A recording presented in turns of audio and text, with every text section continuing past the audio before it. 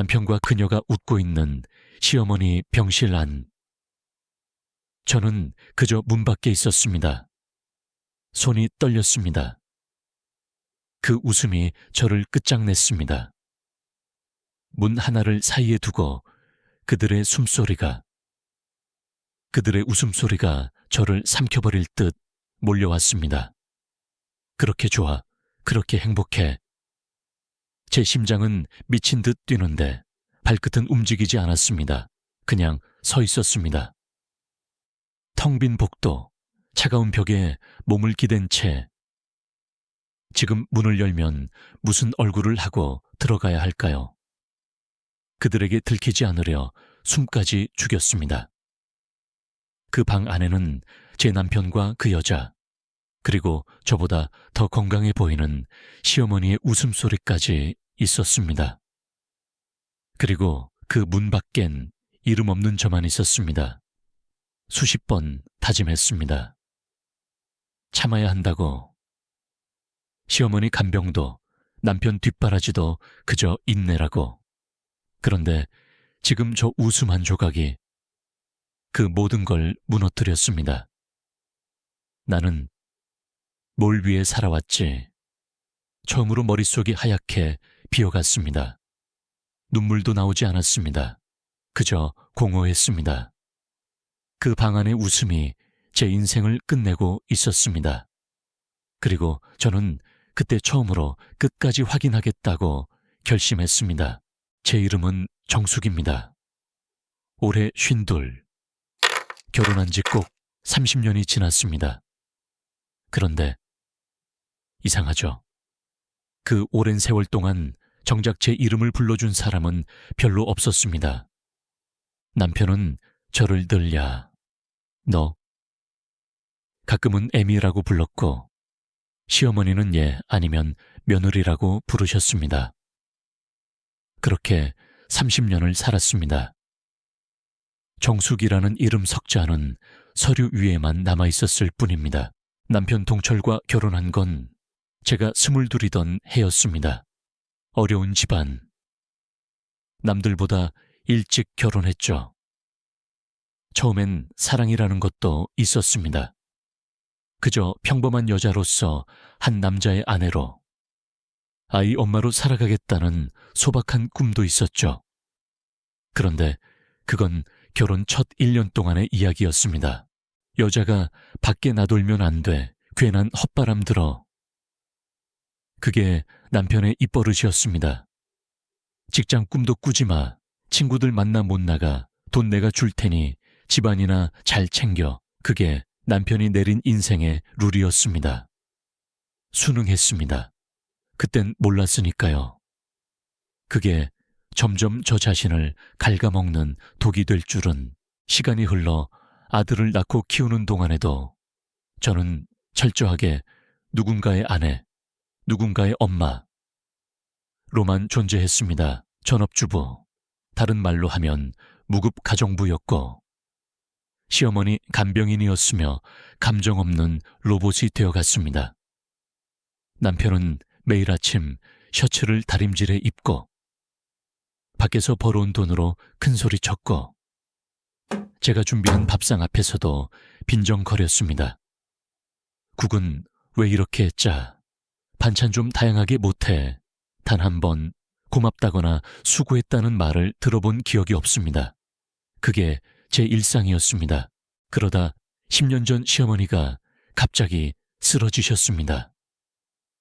그 후부터 간병이라는 더 큰 짐이 저에게 얹혔죠. 병원은 돈이 든다고, 집에서 돌보라고 했습니다. 새벽마다 기저귀를 갈고 약을 챙기고 식사를 떠먹이고, 밤마다 기침 소리에 잠에서 깨고, 그 모든 걸 저 혼자 감당했습니다. 생활비 최소한만.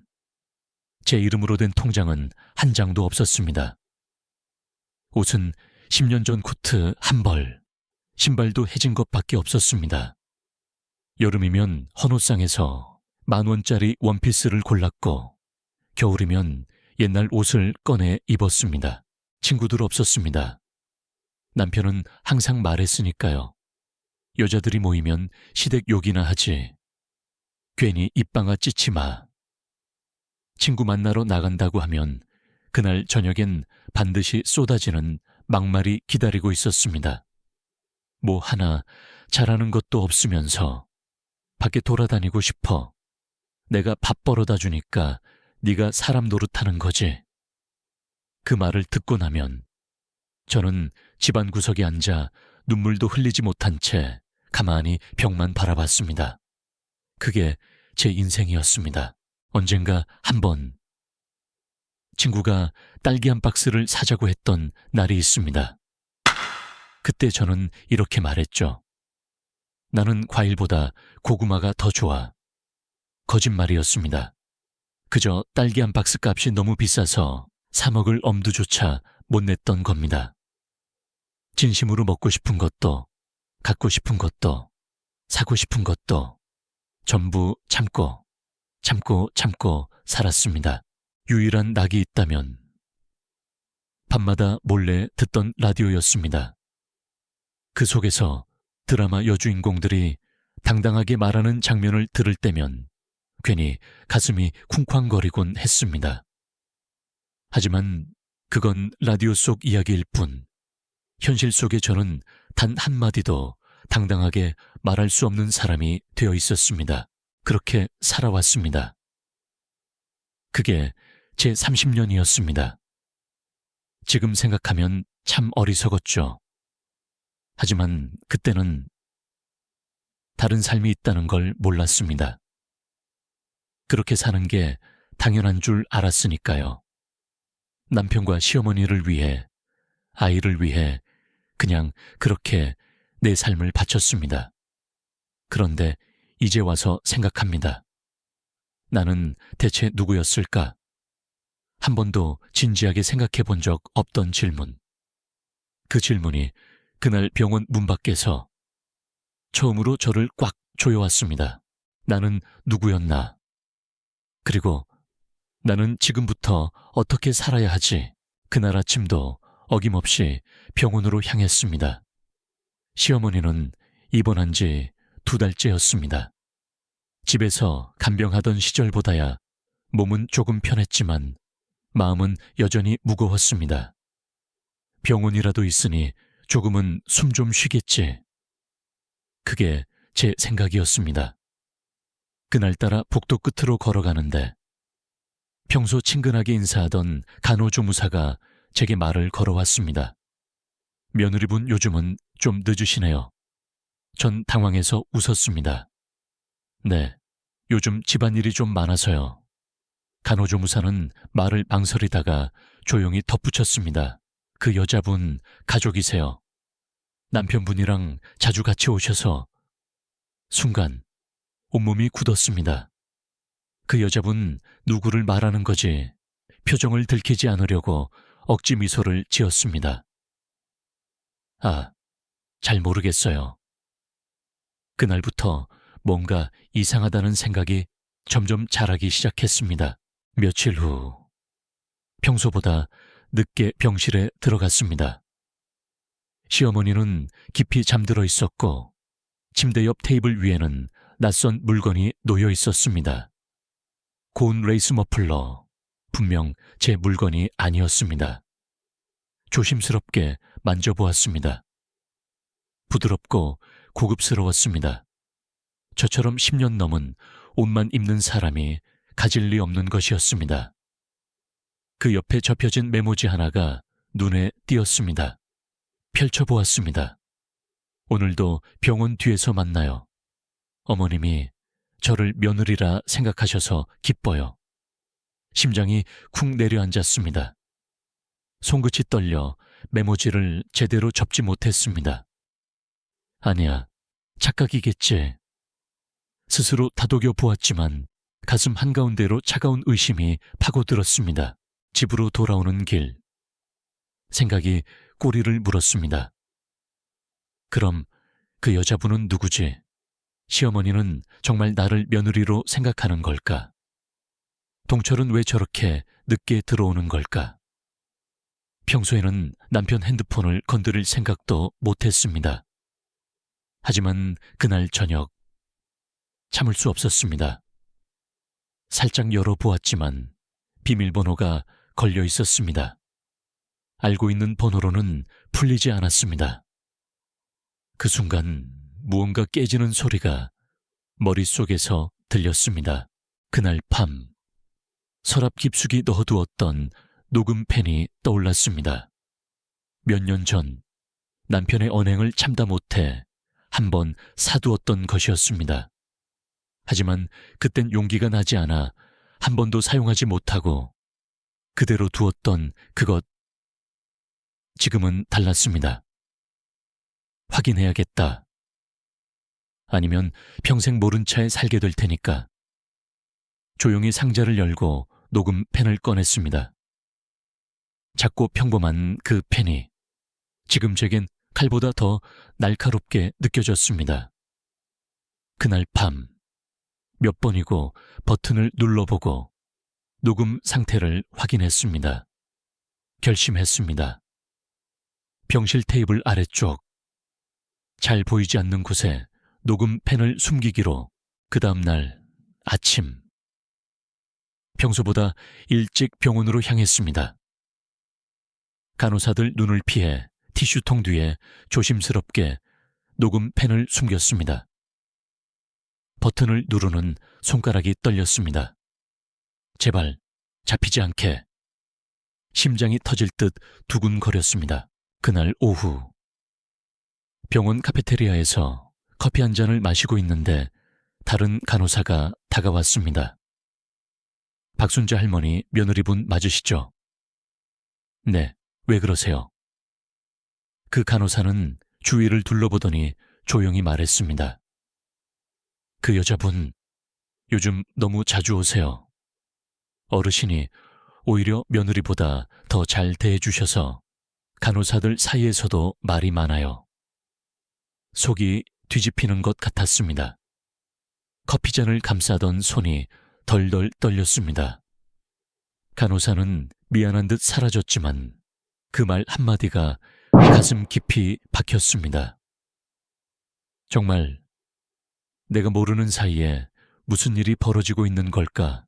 며칠 뒤 병실 앞에서 젊은 여자와 스쳤습니다. 향수 냄새가 강하게 남았습니다. 화려한 외투, 고운 손. 그 여자는 저를 힐끗 쳐다보더니 말도 없이 지나쳤습니다. 병실 안에서는 남편의 웃음소리가 들렸습니다. 그 자리에 한참을 서 있었습니다. 숨이 가빠왔습니다. 확인해야 한다. 더는 모른 척 못하겠다. 그때부터 제 안에 뭔가가 바뀌기 시작했습니다. 참는 것도, 견디는 것도 이젠 그만두자. 녹음펜을 숨긴 지 이틀째 되는 날. 아침부터 심장이 요동쳤습니다. 병원으로 향하는 발걸음이 무거웠습니다. 문을 열기 전 먼저 티슈통 뒤를 살폈습니다. 녹음펜은 그대로였습니다. 조심스럽게 손에 쥐었습니다. 손바닥에 땀이 흥건했습니다. 제발 들어가 있기를. 집에 돌아오자마자 컴퓨터를 켰습니다. 떨리는 손으로 녹음 파일을 열었습니다. 이어폰을 꽂고 숨을 죽였습니다. 처음엔 잡음만 들렸습니다. 그러다 익숙한 남편 목소리가 들렸습니다. 당신이 와야 어머니가 얼굴이 펴지지. 그 여자는 그냥 간병이야. 곧이어 여자의 목소리. 정말요, 어머님이 저를 며느리로 생각하신다니. 기뻐요. 가슴이 찢어지는 듯 했습니다. 입술을 꽉 깨물었습니다. 그들은 대놓고 미래 계획까지 이야기하고 있었습니다. 외곽 별장은 어머니 명의로 옮겼고 예금은 안전하게 정리했어. 이제 곧 아파트도 팔아야지. 그 여자랑은 정리하고 당신이랑 같이 살아야지. 정신이 아득해졌습니다. 손끝이 차가워졌습니다. 배신, 모멸감, 분노, 그 모든 감정이 한꺼번에 몰려왔습니다. 내가 30년 동안 뭘 했는데 눈물이 나오지 않았습니다. 오히려 서늘한 침묵만 남았습니다. 이대로 당할 순 없어.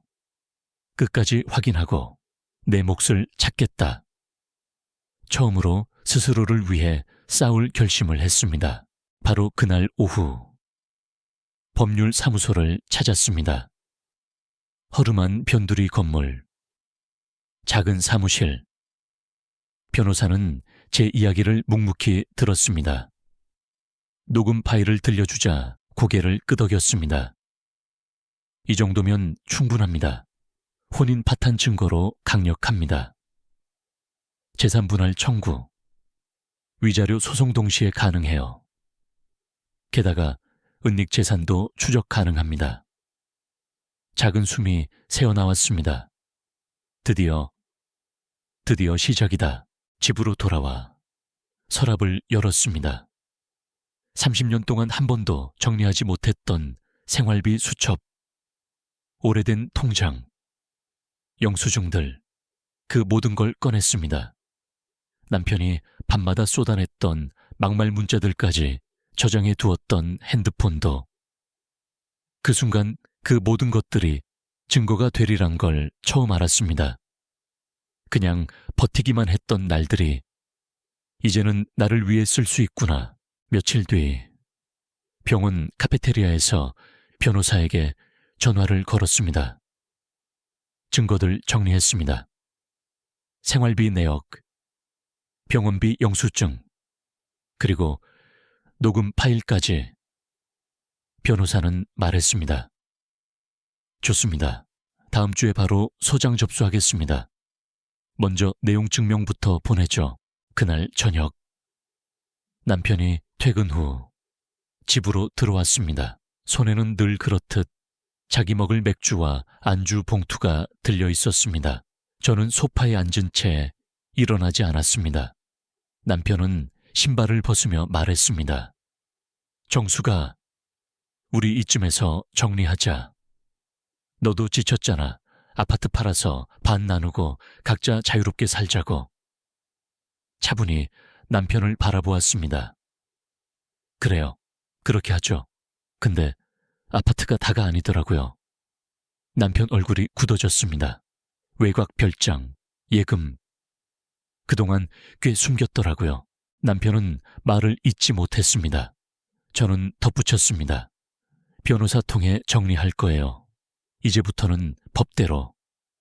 그 말이 끝나자 남편은 헛기침만 할 뿐 더 이상 말을 하지 못했습니다. 그 순간 깨달았습니다.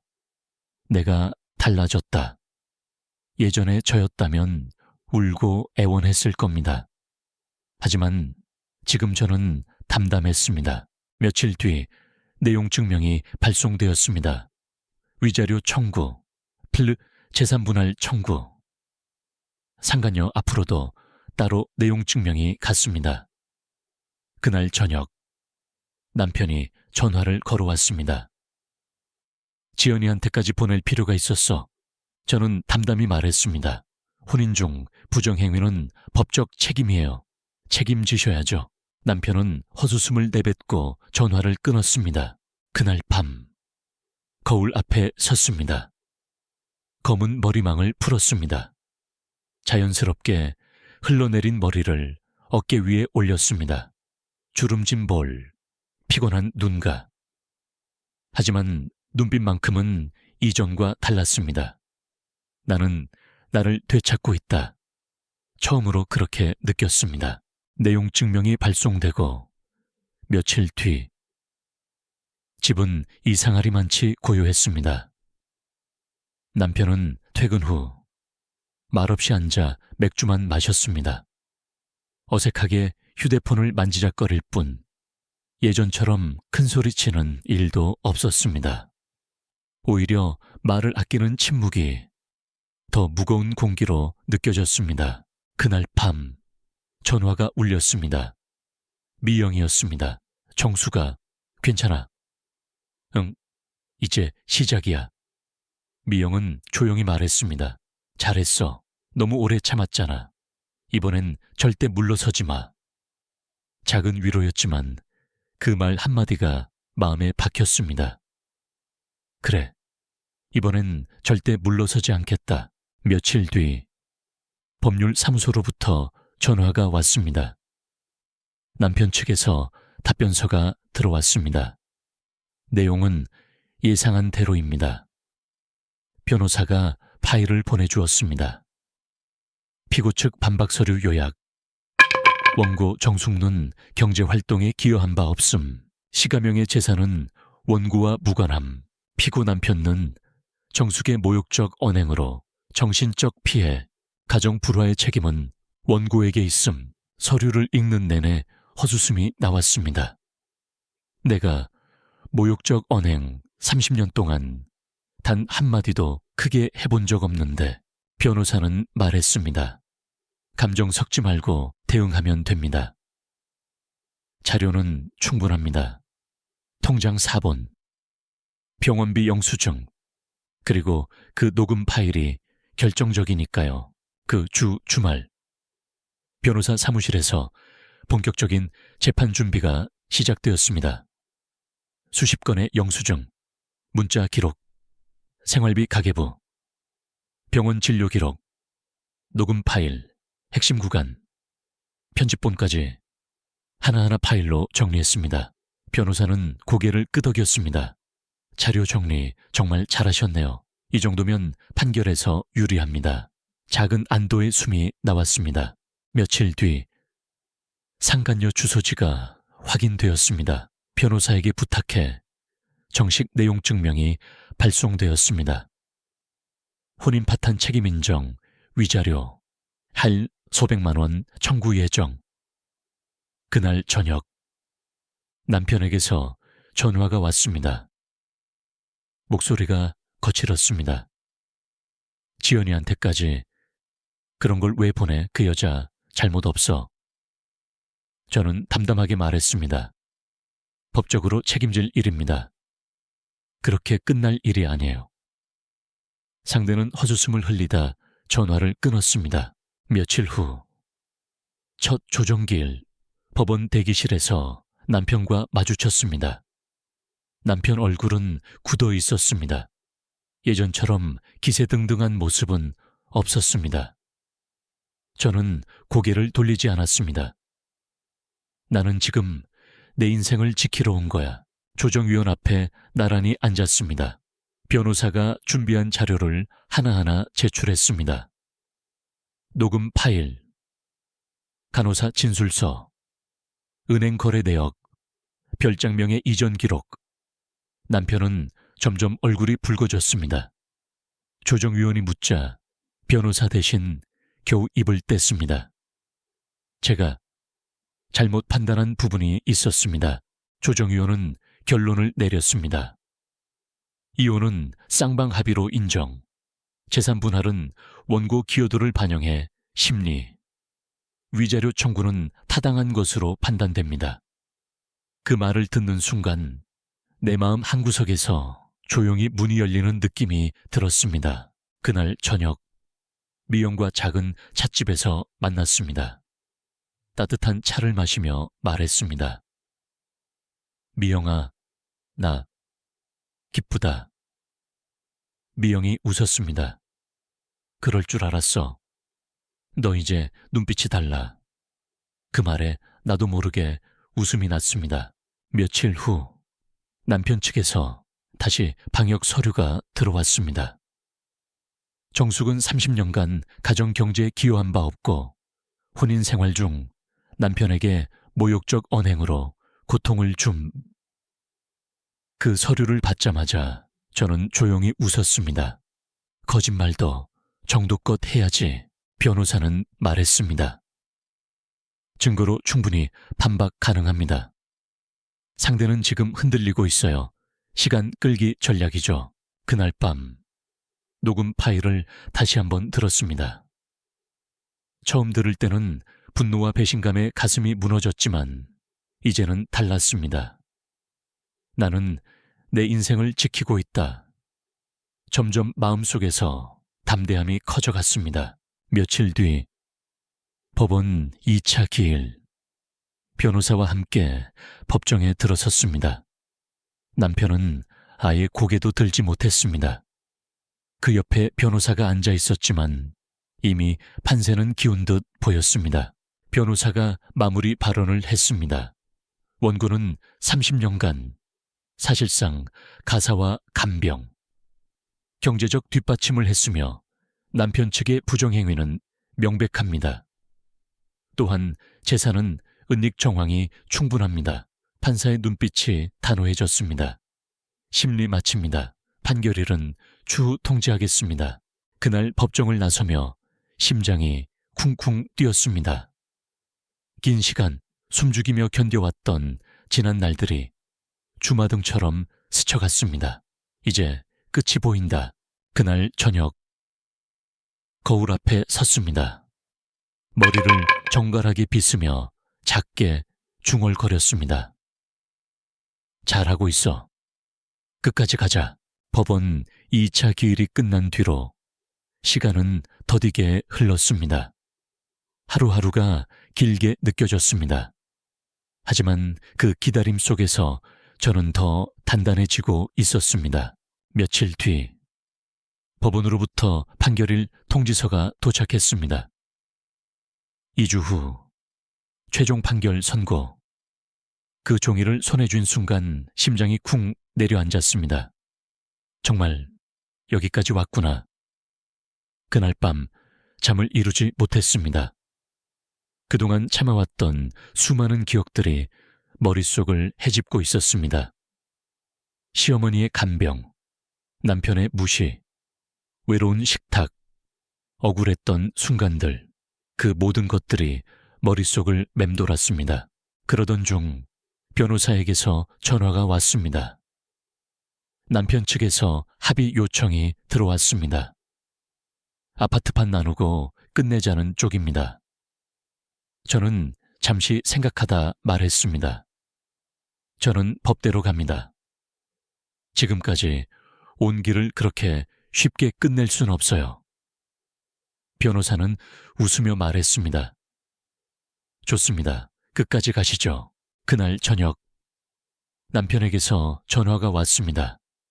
목소리는 한없이 낮아져 있었습니다. 정수가, 정말 이렇게까지 해야겠어. 저는 담담하게 말했습니다. 이미 당신이 선택한 길이야. 난 그냥 내 몫을 찾는 거고. 그는 말을 잇지 못했습니다. 잠시 침묵이 흐르다 전화를 끊었습니다. 판결일이 다가올수록 제 마음은 차분해졌습니다. 처음 녹음 파일을 들었던 그 떨림은 사라졌고 이제는 오히려 담담한 각오만이 남아 있었습니다. 어떤 결과가 나오든 나는 내 몫을 다했다. 그렇게 마음을 정리했습니다. 판결일 당일 새벽부터 일어났습니다. 옷장을 열고 연한 회색 코트를 꺼냈습니다. 몇 년 만에 새로 산 옷이었습니다. 오늘은 나를 위한 날이니까. 머리를 정성스럽게 말리고 말끔하게 화장을 했습니다. 거울 앞에 선 제 모습은 예전과 달랐습니다. 자신감 있는 눈빛. 법원 대기실에 도착했을 때 남편이 먼저 와 있었습니다. 고개를 푹 숙이고 앉아 있었습니다. 저를 보고도 시선을 피했습니다. 저는 의연하게 자리에 앉았습니다. 나는 지금 나를 지키러 온 거야. 판결 선고가 시작되었습니다. 판사의 목소리가 울려 퍼졌습니다. 피고의 부정행위는 명백하며 혼인 파탄 책임이 있음이 인정됩니다. 원고에게 재산의 70%를 분할하며 상간녀에게는 위자료 1,500만 원을 지급할 것을 명합니다. 그 순간 심장이 쿵 하고 내려앉았습니다. 법정을 나오는 길, 한참 동안 계단에 앉아 있었습니다. 온몸에 힘이 빠졌습니다. 하지만 그 속엔 시원함과 조용한 승리감이 있었습니다. 끝났다. 정말 끝났다. 그때 남편이 다가왔습니다. 주머니에 손을 넣고 어색한 표정이었습니다. 정수가, 미안하다. 짧은 한마디였습니다. 저는 대답하지 않았습니다. 그저 고개를 돌려 창밖을 바라보았습니다. 그에게 더 이상 들려줄 말은 없었습니다. 그 침묵이 제 최선의 대답이었습니다. 그날 저녁 예약해 두었던 작은 단층 주택으로 이사했습니다. 작은 화분 몇 개, 헌 책상 하나, 낡은 의자, 그게 전부였습니다. 하지만 그 집은 오롯이 제 공간이었습니다. 짐을 풀고 거울 앞에 섰습니다. 수건으로 얼굴을 닦고 하얀 로션을 바르며 말했습니다. 수고했어, 정수가. 잘 버텼어. 그날 밤. 오랜만에 뜨거운 물로 목욕을 했습니다. 욕실 거울 속에 비친 제 얼굴은 전보다 한층 더 강해 보였습니다. 며칠 뒤 변호사에게서 확정 판결문이 도착했습니다. 그 종이를 손에 쥔 순간 조용히 속삭였습니다. 이제 진짜 끝났다. 그리고 진짜 내 인생이 시작되려 하고 있었습니다. 이사 온 첫날 밤. 거울 앞에 앉아 조용히 말했습니다. 수고했어. 정수가 정말 잘 버텼어. 그 작은 방 안엔 그 누구의 눈치도, 그 어떤 억압도 없었습니다. 침대맡에 조그마한 라디오를 꺼냈습니다. 라디오에서는 잔잔한 클래식 음악이 흐르고 있었습니다. 그 음악을 들으며 처음으로 편안하게 숨을 내쉬었습니다. 30년 만에 처음 느끼는 자유. 어떤 화려한 것보다 그 순간이 가장 행복했습니다. 다음 날 아침, 시장으로 갔습니다. 손에 든 건 작은 장바구니 하나. 과일 가게 앞에 섰습니다. 눈에 들어온 건 탐스럽게 익은 오렌지였습니다. 30년 전, 딸기 한 박스조차 사지 못했던 내가 지금은 망설임 없이 오렌지를 손에 쥐고 있었습니다. 작게 웃음이 나왔습니다. 아, 이제는 내가 사도 되는구나. 그 작은 행동 하나가 새로운 나의 시작처럼 느껴졌습니다. 집으로 돌아와 처음으로 혼자 밥상을 차렸습니다. 불고기, 나물, 새콤한 오이 무침. 누가 먹어주지 않아도 괜찮았습니다. 혼자 먹는 밥상이지만 그 시간이 가장 평화로웠습니다. 그동안은 늘 남편 비위를 맞추느라 눈치를 보며 밥상을 차렸습니다. 지금은 달랐습니다. 누구에게도 눈치를 볼 필요가 없는 시간. 그게 바로 자유였습니다. 며칠 뒤 근처 주민센터에서 문화 강좌를 신청했습니다. 유화반. 20년 전 한때 꿈꿨던 화가의 꿈. 그 꿈을 다시 꺼내보기로 했습니다. 첫 수업날 약간 긴장된 마음으로 강의실 문을 열었습니다. 비슷한 또래의 사람들이 서로 웃으며 인사를 나누고 있었습니다. 처음 보는 얼굴들이었지만 어쩐지 마음이 따뜻해졌습니다. 캔버스를 받아들고 붓에 물감을 짰습니다. 첫 선을 그을 때 가슴이 두근거렸습니다. 비록 삐뚤고 서툴렀지만 그 선 위에 내 인생이 그려지는 기분이 들었습니다. 수업이 끝난 뒤 공책 귀퉁이에 적었습니다. 내가 나로서 존재할 수 있는 삶. 비로소 나의 이름으로 살아간다. 그날 저녁 미영이 찾아왔습니다. 따뜻한 차를 내며 말했습니다. 요즘 아침에 눈 뜨는 게 좋아. 내가 뭘 하고 싶은지 생각할 수 있으니까. 미영이 웃었습니다. 너 정말 달라졌어. 눈빛이 살아있어. 나도 모르게 웃음이 나왔습니다. 맞아. 이제는 더 이상 누구의 아내도 누구의 며느리도 아니야. 그냥 나 정숙이야. 그렇게 하루하루가 지나갔습니다. 날씨는 점점 따뜻해지고 집 안가득 햇살이 퍼졌습니다. 삐걱대는 문틈, 낡은 장판, 좁은 부엌까지도 모두 내 것이었습니다. 그 누구의 허락도 필요 없었습니다. 그 누구의 눈치도 볼 필요 없었습니다. 밤이면 작은 스탠드 불빛 아래 노트를 펼쳤습니다. 법원에서 받은 판결문, 그동안 모았던 자료들, 녹음 파일, USB 모두 정리해 두었습니다. 이건 끝난 일이지만 내 인생은 지금부터 시작이야. 그렇게 마음을 다잡았습니다. 며칠 뒤 미영과 함께 작은 카페에 갔습니다. 커피잔을 들고 창밖을 바라보며 말했습니다. 나 요즘 너무 행복해. 미영이 놀라며 물었습니다. 이혼했는데 행복해. 고개를 끄덕였습니다. 응, 이렇게 편안한 건 처음이야. 그동안 무엇에 얽혀 있었는지, 무엇을 참아왔는지 이제야 깨닫게 되었습니다. 이제는 가끔 이 모든 시간이 꿈처럼 느껴집니다. 30년 전의 저, 그리고 지금의 저, 완전히 다른 사람이 되어버린 것 같으니까요. 문득문득 그때의 저를 떠올립니다. 시어머니 병실 앞, 문 밖에 서서 떨리던 손, 녹음펜을 숨기던 그날 밤, 울지도 못했던 마음, 그 모든 순간이 아직도 또렷합니다. 하지만 그때의 저는 지금과 달랐습니다. 두려웠고, 외로웠고, 무기력했습니다. 그런 제가 여기까지 올 줄 상상도 못했습니다. 어떤 날은 혼자 걷는 길 위에서 생각합니다. 나는 왜 그렇게 오래 참아왔을까?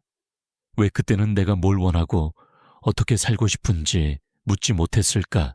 그때는 몰랐습니다. 당연하다고 믿었습니다. 여자는 참고 사는 것. 가정이 먼저. 자기 욕심 부리면 안 된다. 그런 말들이 저를 가둬두고 있었습니다. 지금은 압니다. 참는 것이 미덕이 아닙니다. 참다 보면 내 삶이 사라집니다. 참는 대신 용기 내는 것이 더 중요합니다. 나를 위해서, 내 이름을 위해서 이혼이라는 말. 많은 사람들은 끝이라고 생각합니다. 저 역시 처음엔 그랬습니다. 버림받은 것 같고, 무너진 것 같고, 세상이 끝난 것 같고. 그런데 아니었습니다. 저에게 이혼은 끝이 아니라 시작이었습니다. 비로소 나로 살기 시작한 순간. 그게 바로 지금입니다. 여전히 저는 많은 걸 배우고 있습니다. 그림을 배우고, 새로운 사람들과 인연을 만들고, 혼자만의 일상을 만들어갑니다. 어느새 아침에 눈을 뜨면 오늘은 어떤 하루가 될까 설레는 마음이 생겼습니다. 혼자 사는 집, 낡고 작은 방이지만 그 안에서 나는 가장 자유로운 나입니다. 누구도 제게 밥을 해달라고 하지 않고 누구도 제게 눈치를 보라고 하지 않습니다. 그게 얼마나 큰 행복인지 모릅니다. 가끔은 거울 앞에 서서 그때의 저에게 말해봅니다. 잘 버텨줬어. 정말 잘했어. 그렇게 내 자신을 토닥입니다. 이 글을 읽고 계신 여러분, 혹시 지금도 누군가의 그림자 밑에서 억지로 참고 계신가요? 혹시 내가 없어도 되는 사람처럼 살고 있진 않으신가요? 저 정숙처럼 늦었다고 생각하지 마세요. 지금이라도 한 걸음 내딛는 것, 그것이 가장 중요한 시작입니다. 이혼이든 아니든 중요한 건 내 삶을 내가 선택하는 것. 그게 가장 값진 일입니다. 혹시 이 이야기가 조금이라도 마음에 닿았다면 좋아요와 구독 부탁드립니다. 그리고 여러분의 이야기도 댓글로 남겨주세요. 함께 나누면 더 많은 용기가 됩니다. 저 정숙은 앞으로도 이렇게 살 겁니다. 누구의 아내도 아니고 누구의 며느리도 아니고 그냥 정숙으로 여러분도 자기 이름으로 사는 삶 꼭 시작하시길 바랍니다.